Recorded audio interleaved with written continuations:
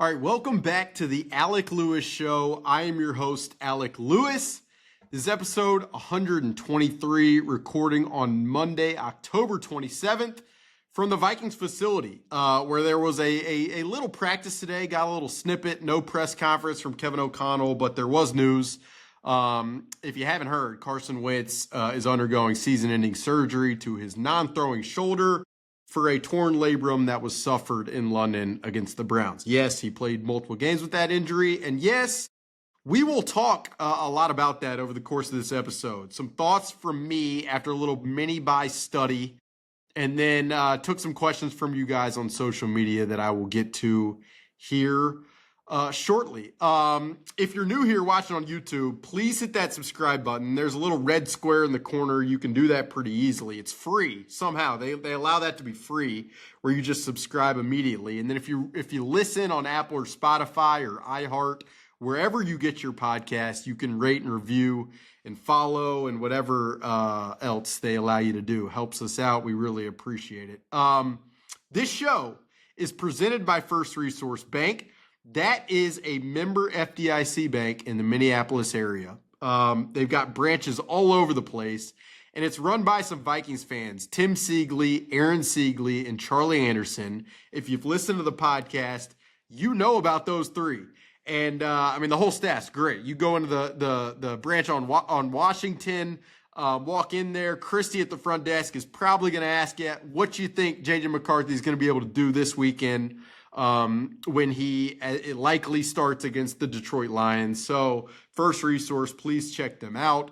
The show's also sponsored by Unreal. That is a locally owned clothing brand that has become my day-to-day wardrobe. This shirt right here is Unreal. I'm getting made fun of by Adam Thielen for how much I'm wearing it, but he's endorsed too, so he gets it. He's been on the Unreal train from the get-go. They've got NFL drops that are some of the nicest hoodies you're going to find. And I don't wear Viking stuff as an objective journalist, but family members and stuff, they may have some Unreal coming to them very, very soon.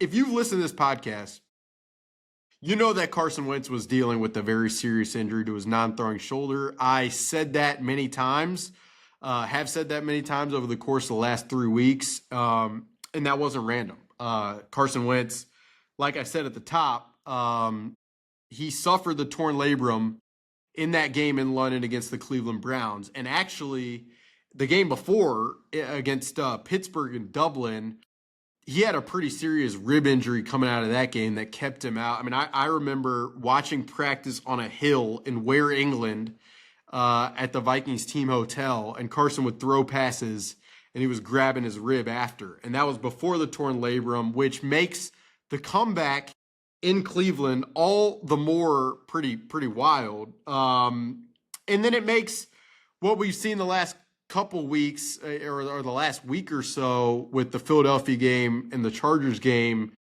pretty interesting to discuss. There are a lot of ways I could go with this. One of the first things I'll say is, I have the utmost respect for Carson Wentz's willingness to play through what he did. Not sure how many guys would do it. I said that also on KFAN. I co-host the Friday Football Feast on that radio station, which I revere. And I potentially last week I said, I just don't know how many guys would play through it. So Carson deserves an immense amount of respect for doing that.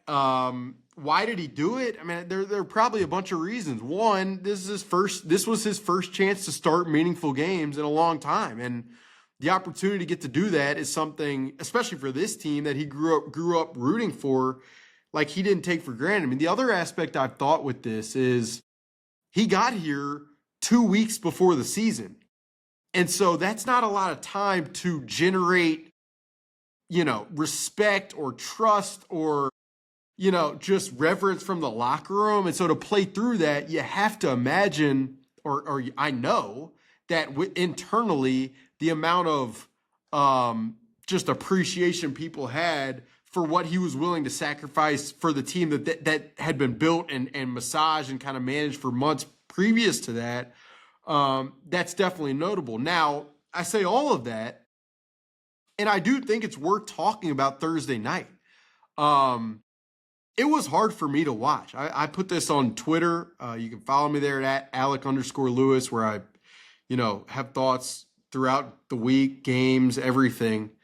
But it was hard for me to watch knowing what he was playing through, even though it is a torn labrum. So it's already torn. Like, just the amount of agony and pain that would entail of you already have a torn labrum.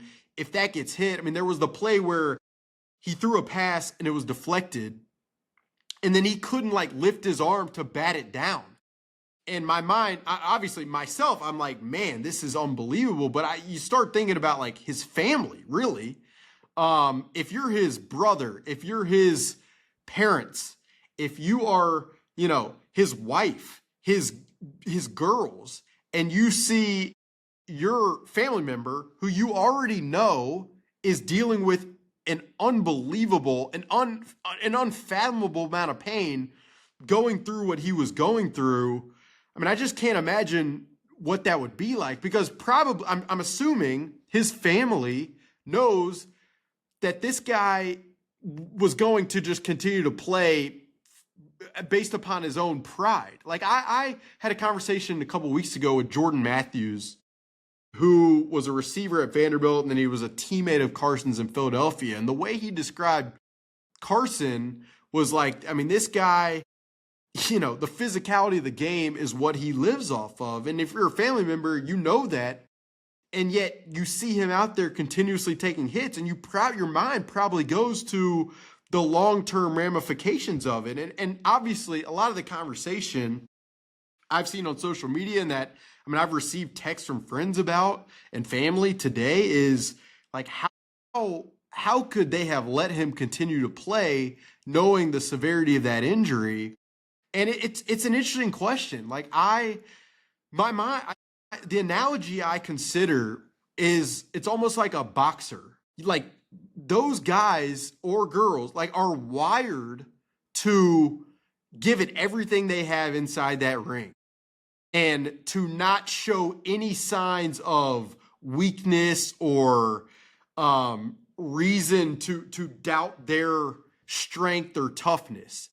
And in a boxing fight, it is incumbent upon the corner, the cut man, the person who holds the towel, the water bucket, that I don't ever really understand that they're, rubbing on the boxer in between rounds. It is their responsibility to ensure that the boxer, doesn't get hurt to a level that you can't come back from. And you hear all the time, the corner throws in the towel, the boxer's mad at the trainer and the cut man because they thought they could have fought valiantly through it. But sometimes, that is the right thing to do for the corner, to look out for the human being in the ring. And Kevin O'Connell, after the game, was asked about, did he consider, with the amount of hits that Carson was taking behind what really was a de facto third string left tackle, third string right tackle, third string center, essentially, with Blake Brandel. Did Kevin O'Connell consider pulling Carson from the game just to, ensure there wasn't worse injury? And Kevin was like, the trainers kept coming up to me, Tyler Williams, the director of health, and updating me on Carson's status, and they believed and they deemed, obviously, that it was okay to play it out. I just speaking only for myself, observing, it was hard to watch. And now the Vikings, it's a tough spot to be in if you're the trainers, if you're Kevin O'Connell. And you guys might be asking, what's the tough spot? You got to, and I understand those questions, believe me. But if you take Carson Wentz out in the third quarter and the fourth quarter, and you put Max Brosmer in, you're doing, if you're Kevin O'Connell, what you've said you're not going to do time and time again. You're not going to throw the young quarterback who's never played into the ultimate suboptimal environment. Now, it's tough to square that with, but you're willing to throw the veteran into this. It's tough to square. I understand that completely. But throwing Max Brosmer in that environment behind that offensive line, down multiple scores with the Chargers feeling themselves. That is a tough that is a tough position. And then in addition to that, let's say you throw Max Brosmer and then he gets hurt, you're one snap away from having to turn to JJ McCarthy, who was the emergency third quarterback. And then what happens if that is the conversation coming out of the game? So it's a tough position to be in. But again, I just return to the analogy. Like sometimes, as tough as it is to make that call if you're the corner, it is worth saving the person from themselves. And again, I say that knowing and having known for weeks that Carson Wentz has had the torn labrum, but you just start to think about concussions or other injuries, and you start to think about long-term health. Like during the middle of that game, I in the press box, I'm thinking, man, 20 years from now, to do a story where you go spend time with Carson Wentz and talk to him about what he went through,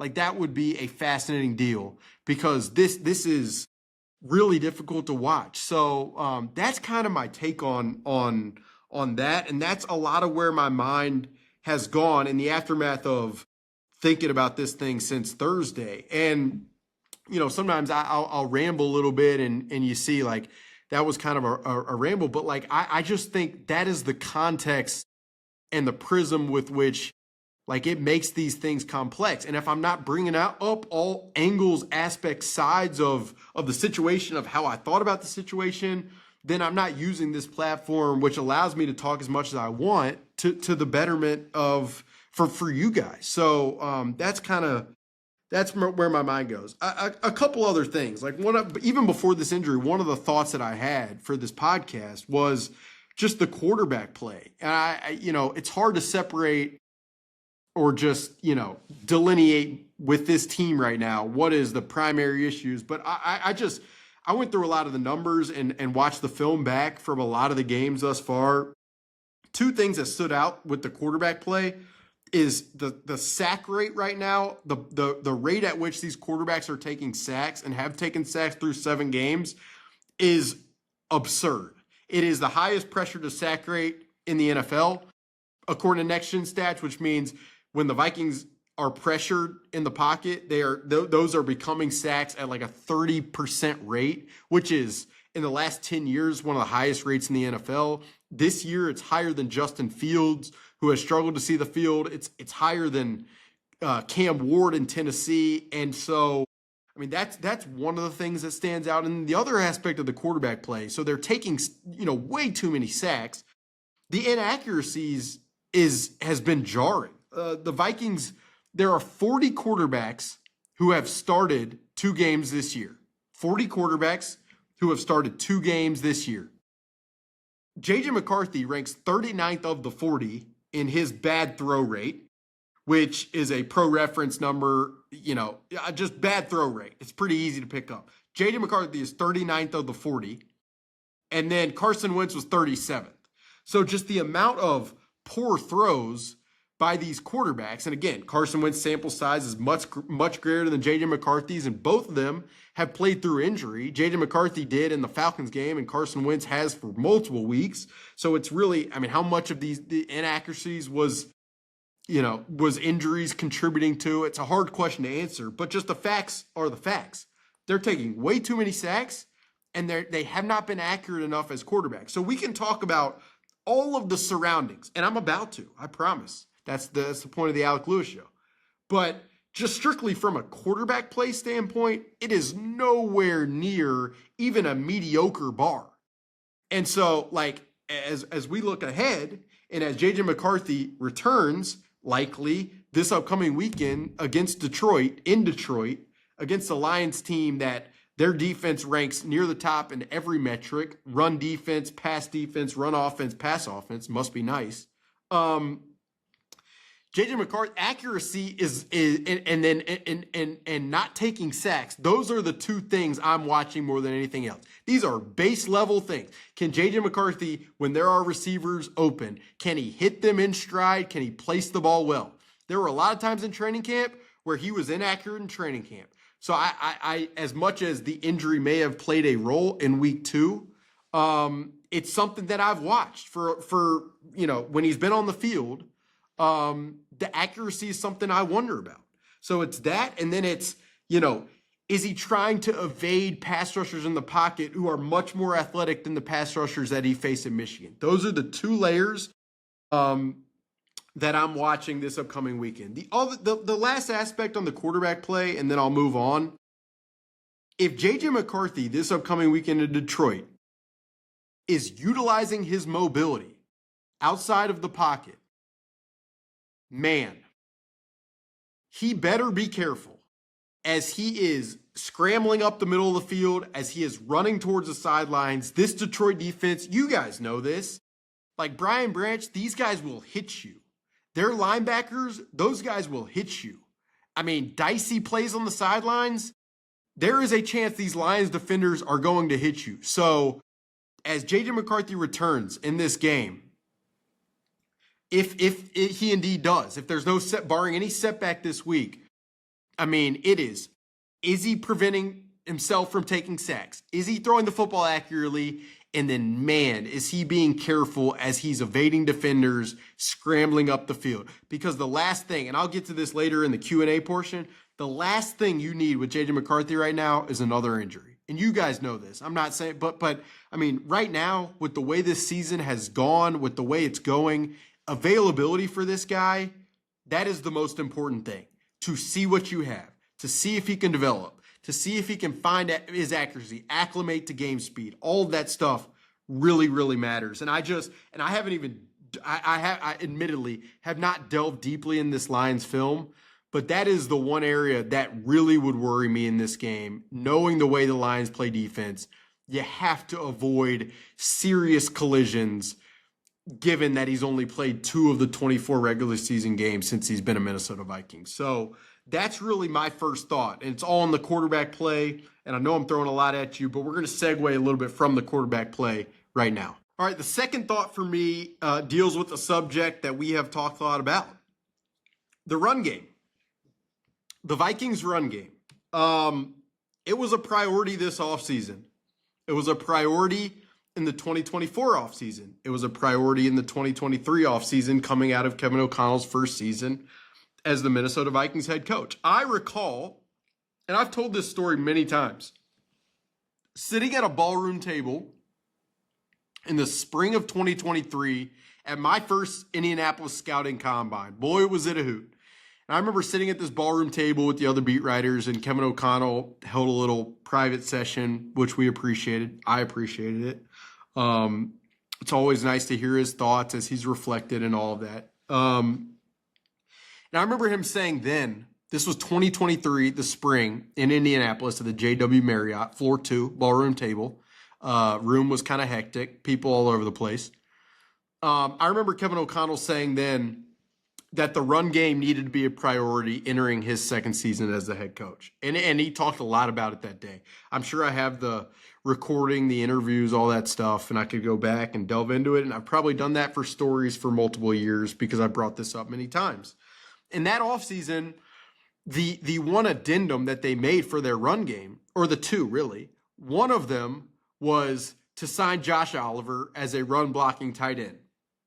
And Josh has done that job really, really well since he's gotten here. The other thing that they did that offseason was they chose a little bit to move off Dalvin Cook and to go with Alexander Mattison, who they thought would lead to more efficiency, less home run hits, but maybe more singles and doubles. That did not happen. We all know this. Alexander Mattison fumbled a bunch. He is a phenomenal dude. Really enjoyed being around him. But as a running back in 2023, not good. So that was the priority, that first offseason. And then again, before 2024, it was a conversation point, brought in Aaron Jones. That was a big signing. The run game efficiency was just about the same. Now this offseason, there was a couple, they brought in Jordan Mason, acquired him from the 49ers. And then another conversation talking point was that the team hired an assistant offensive line coach, Keith Carter, with kind of a interesting, people had interesting perspectives about him, but came with some run game experience, was a physical, kind of hard-nosed type of coach. And so with that, paired with Jordan Mason, paired with an interior offensive line where you've drafted a first-round pick at left guard, where you sign an experienced center in Ryan Kelly, where you sign an experienced right guard in Will Fries, the run game will be better. And I am here to tell you that the run game, if you just looked at success rate, which is an advanced metrics, it entails a down-to-down basis. Are you successful on any given down? From just that one metric, they have been fairly efficient. But if you look at really anything else, yards per carry, 4.2, it's right around past seasons. EPA per play, negative 0.08, right around past seasons. I think these are the numbers. I'm coming up with it right off the top of my head. Negative runs around the same. Explosive runs, definitely around the same, if not less. It's just the run game, like the summary, the headline of the run game to me is it just doesn't feel like it's something that's going to scare the opposing team. Like if you're, the Lions defensive staff, Kelvin Shepard, and you're preparing this weekend, where you're not like, we got to make sure, we got to really load up and stop the run. It's kind of like, let's make sure we limit the receiver weapons, and then they'll probably run it. Let's just be tough at the point of attack, prevent some of their double team duo stuff, be physical when they run their split zone, and TJ Hawkinson is flowing to block the backside. If we could do that, it should be all right. Like, it just doesn't feel like the run game has a level of, it strikes a level of fear in the opposition. And it's interesting because the Vikings are again, they're running into light boxes. Yes, the offensive line has been decimated by injury.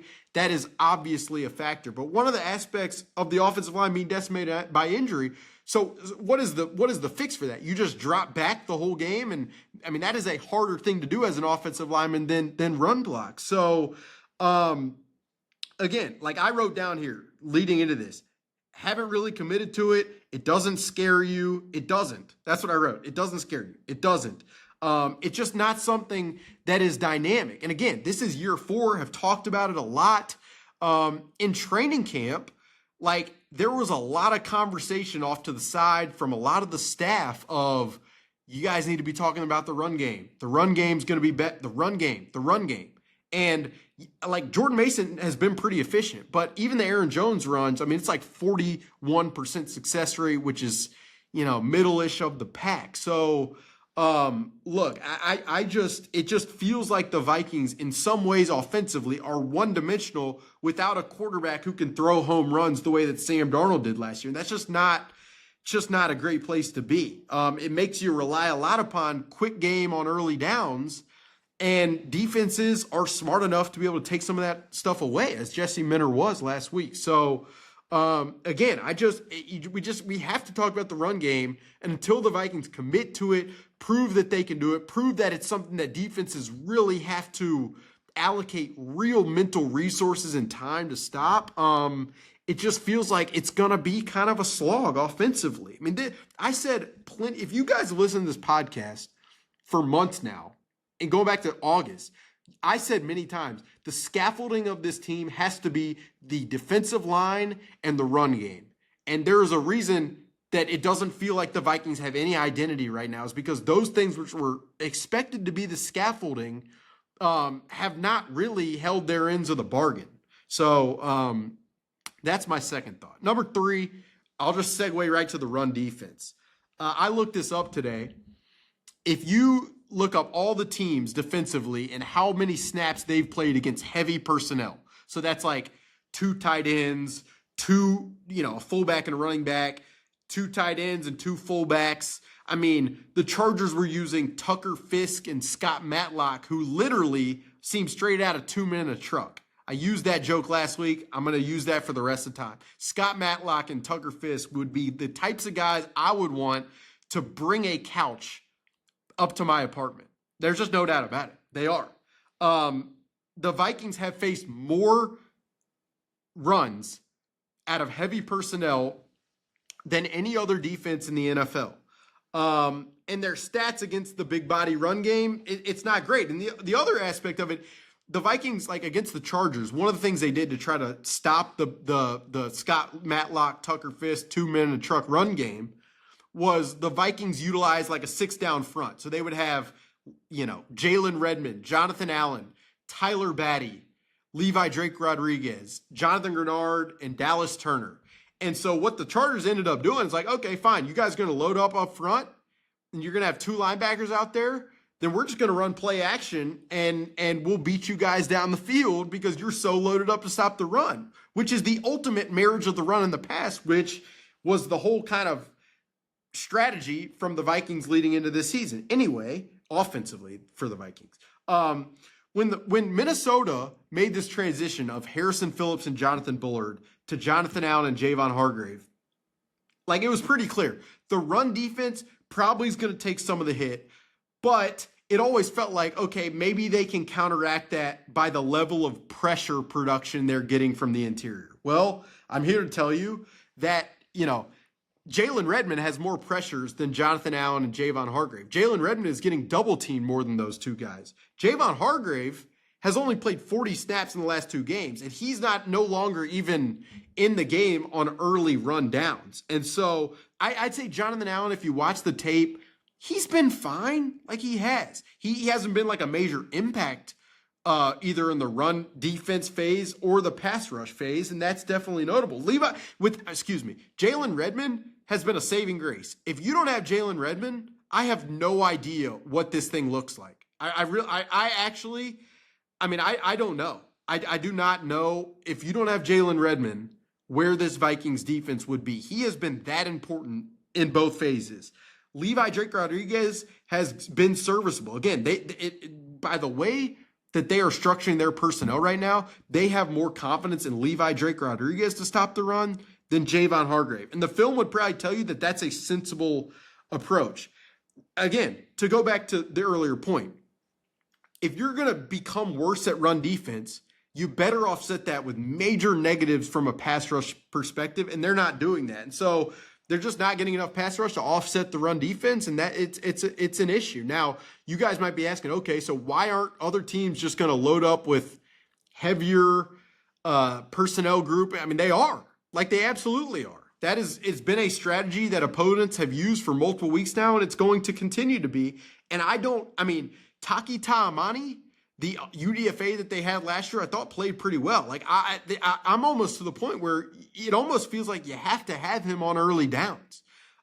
He's still here on the practice squad, I believe. And so like, I would not be surprised if we were to see him in some of these future games just to minimize the run game. And again, they stopped the run against Philly, but Philly also, they lost their center in that game. Tyler Steen at right guard, like that offensive line has been a problem for them throughout the season. So, I mean, the run defense is squarely a problem, and it really is more proof that like the more you watch these games, it's like, do you have an offensive line? Can you run block? Can you protect? Do you have a defensive line? Can you stop the run? Can you get at the quarterback? And I mean, that's what wins. Thought number 4, I'm actually going to switch it up. We're going to call this the positive portion of the Alec Lewis show.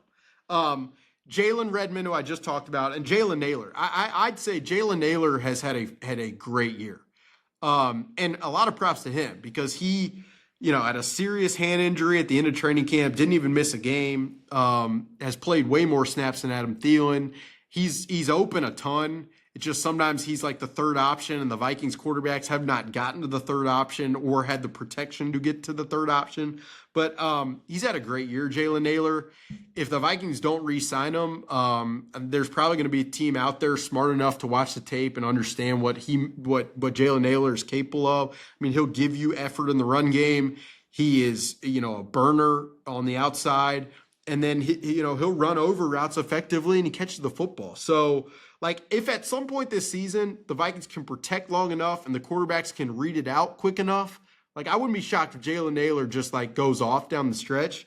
But yeah, that's the fourth thought is just the positive. We're going to make this the positive segment. We're going to need it probably the way this thing has a trajectory. And Nailor and Redmond, the two Jalens, I mean, those guys have had great years, and a year where it's hard to find, the bright spots. Those two guys have brought it. All right, we're going to get to thought number 5, and then I'll get to some questions and be quick. All right, thought number 5, the pass defense. I'd say, coaches always talk about the marriage of Russian coverage. And what they really mean is, can we get pressure quick enough to where our coverage, they don't have to cover for so long? Or can we cover so well that the pass rush has enough time to get home? It's really a question of time.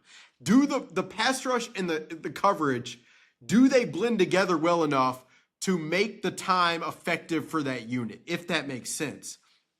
And I just feel, and we talked about the interior pass rush, but opponents are chipping Jonathan Grenard on almost every play. The Vikings aren't getting enough pressure production from Dallas Turner. I wrote a long story about Dallas last week. Just feels like, there's just not a ton of moves there. The late hit kind of launching with the helmet at Justin Herbert was atrocious to see. It's one of the more frustrating plays of the game. Beyond Ivan Pace not lining up on the kickoff and the million penalties on special teams. Like just not. That's the other thing is like this edge room.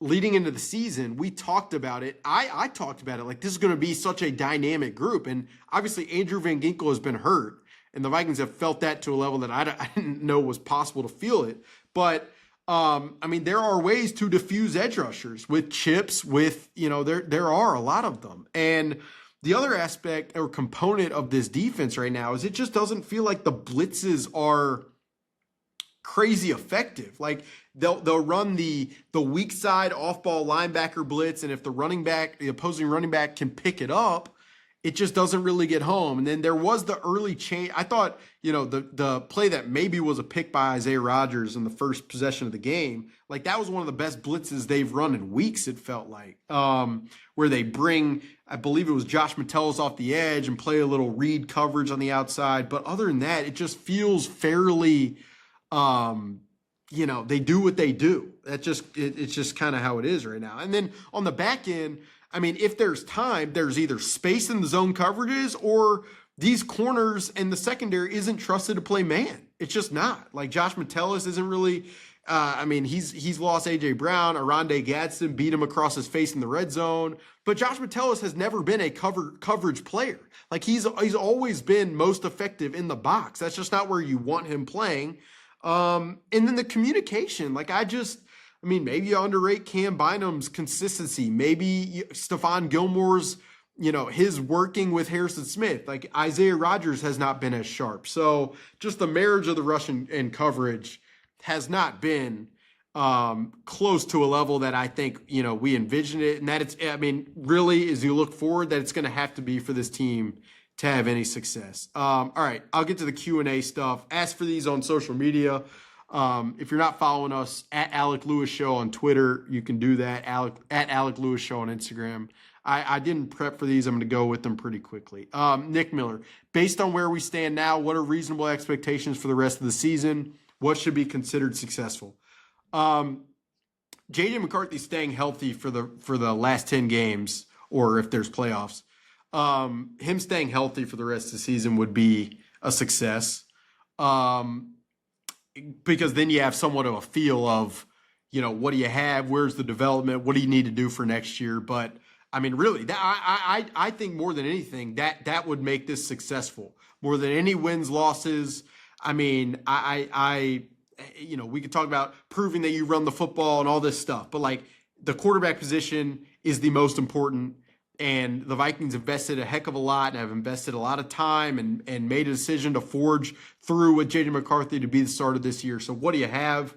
Figuring that out requires him staying on the field. So maybe that's like a little tongue-in-cheek or hyperbolic or whatever. But I truly believe at this point that would allow this thing to be deemed successful, to have an understanding of where it's at. Pie in the can. Could you see the front office trading away a veteran or two if the outcome of the Lions game isn't good? Maybe Hawkinson, or do they just write it out? Look, it's to go into sell mode in a season that you spent $344 million in cash and you're in your fourth season not having won a playoff game. I don't know. It's hard to see. But I'd say I'd never rule it out with players who, might be in the last year of their contracts, uncertain futures.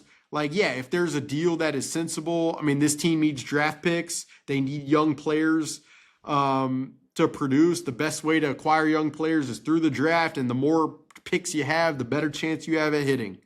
We'll kind of see. But if the outcome of the Lions game isn't good, we're going to have Colton Pouncey, my colleague, on a preview. But it is hard to come up with a path where the Vikings win this game other than a major injury in the Lions or crazy turnovers. But this team is tough.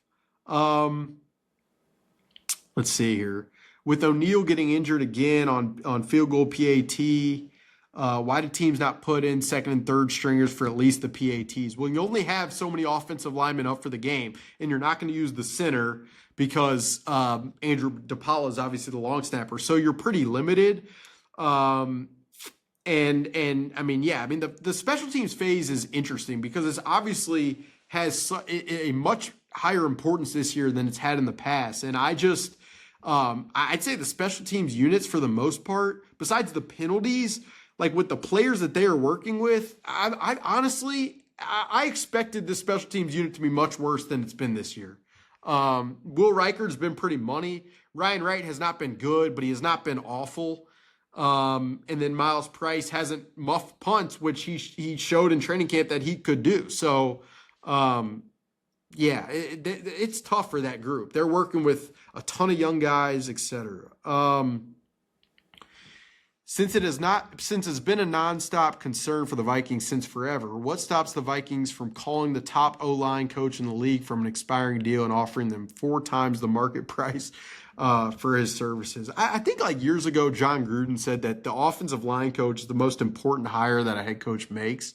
Look, it's pretty hard to evaluate Chris Cooper, and I know a lot of fans want me to rip him or call for his firing or what have you. And this is not a defense of Chris Cooper. You could probably convince me either way.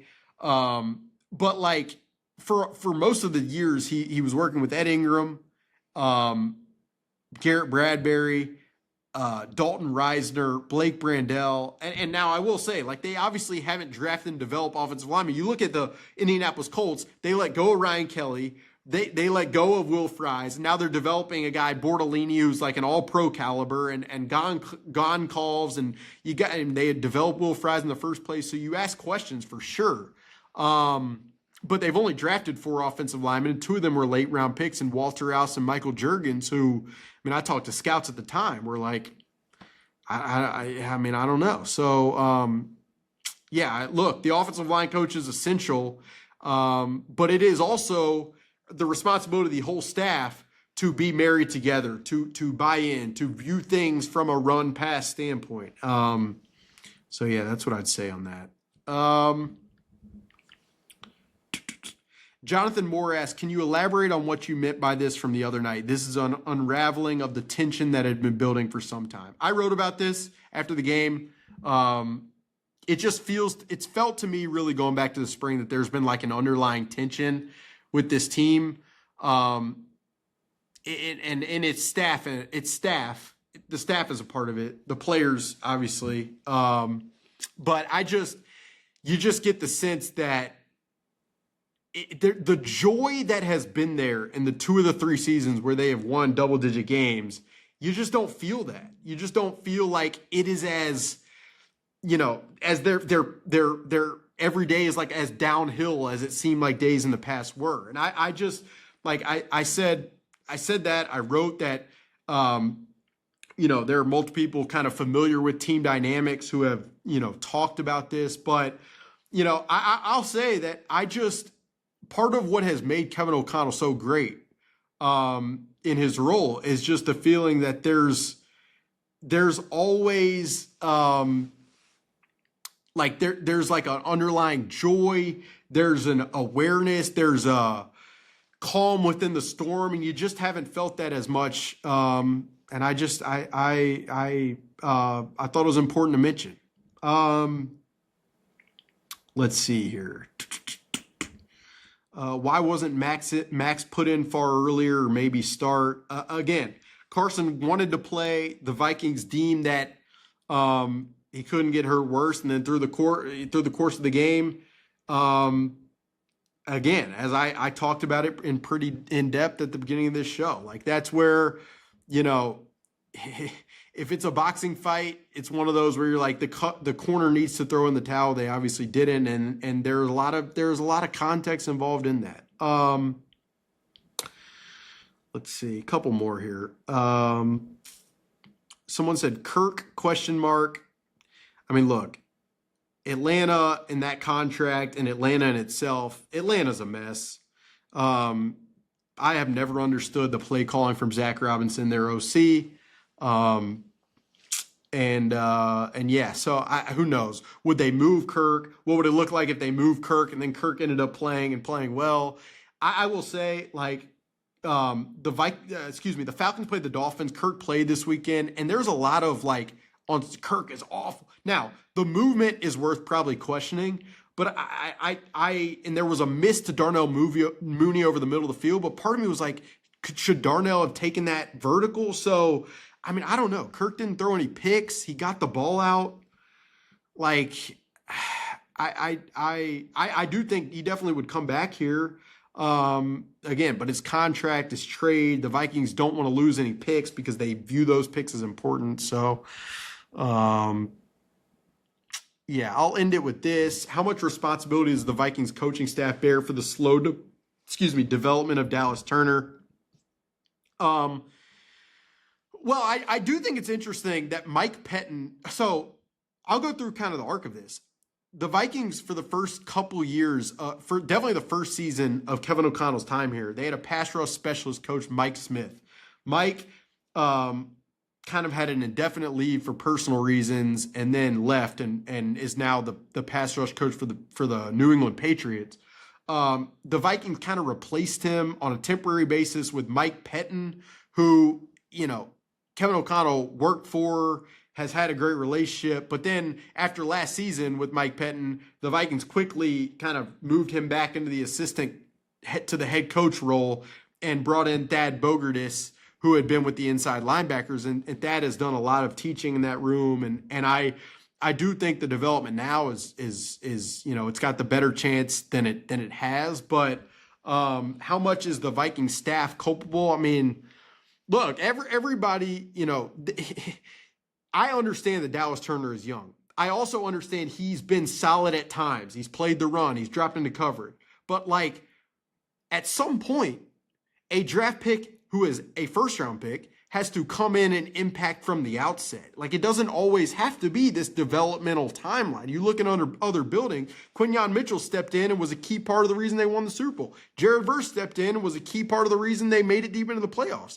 Like, not all players necessitate development for years on the front end. And so, like, you know, there are reasons to give time and give space, and patience is rare in this line of work and in this field. But I mean, it's hard to square that when you trade a ton of picks and this is a team without a ton of young players. So again, yeah, I think the staff, it's the question is valid. So yeah, that'll do it for sobering end to a sobering Alec Lewis show. Crazy to be at episode 123 and be here with a lot of this commentary, but hopefully it gives you guys some perspective, some information. I'd be curious what you think about a lot of it. You can throw, you know, comments, whatever you guys got, questions, toss them in the comments, but I appreciate you being here. If you're listening, if you're watching YouTube, hit the subscribe button. If you're listening on Apple or Spotify, you can rate and review and all that good stuff. Presented by First Resource Bank, sponsored by Unreal. And yeah, we will talk to you guys very, very soon.